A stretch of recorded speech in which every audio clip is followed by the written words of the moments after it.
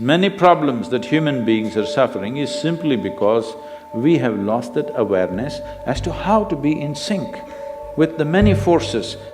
If you become in rhythm with life, you will also wake up somewhere after 3 a.m. At that time, if you sit up and do whatever process you have been initiated for, it will bear maximum fruit.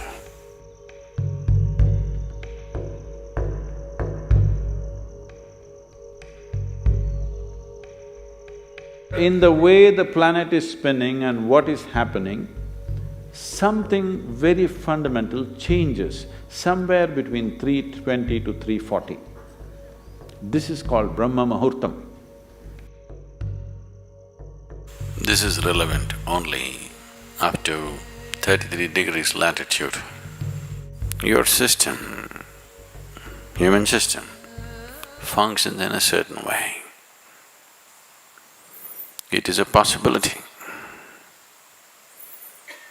So, there has been an awareness about making use of this possibility.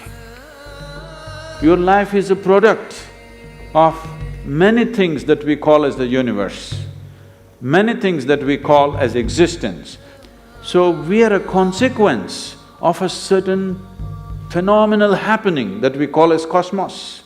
We are not an individual existence. So when you get in sync, certain things will happen.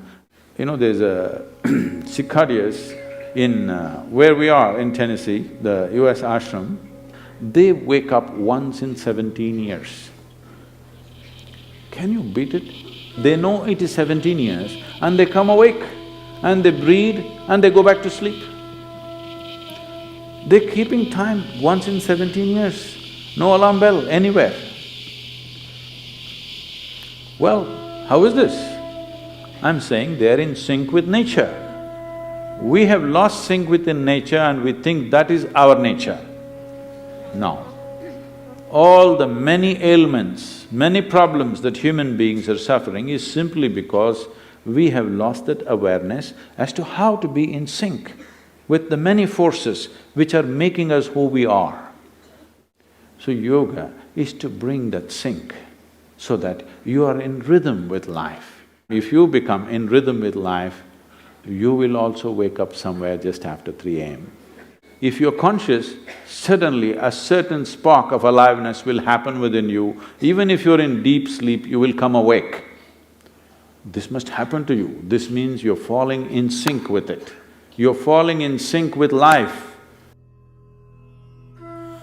So what should I do? Should I meditate? Should I do a kriya? Doesn't matter what. You must do a process for which you have been initiated for. Because initiation means you were not just taught a practice, it was introduced into your system, it was implanted in your system.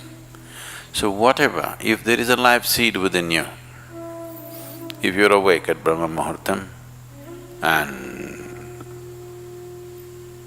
sit for whatever that practice is, it bears maximum fruit because of the way the planet is behaving in relation to your system. If you become aware in a certain way, a certain level of awareness is achieved within you, you will see, you will simply know when that time is. If you go to bed at the right time, you don't have to look at your watch. You will always know when it is 3:40, because the body will behave in a different way. At that time, if you sit up and do whatever process you have been initiated for, not what you picked up from a book, it will bear maximum fruit. The seed will get the necessary support at that time for it to sprout or spurt up more rapidly than at other times. This is only for the initiated. If you're not initiated, you're a book yogi, then 340, 640, 740, not so much of a difference. Sandhya kalas are more important for such people. Sandhya means 20 minutes before sunrise, 20 minutes after sunrise, or 20 minutes before sunset and 20 minutes after sunset. The same goes for noon and midnight, but they're of a different nature. So these two twilights are better for the uninitiated. 340 is good for those who've been powerfully initiated.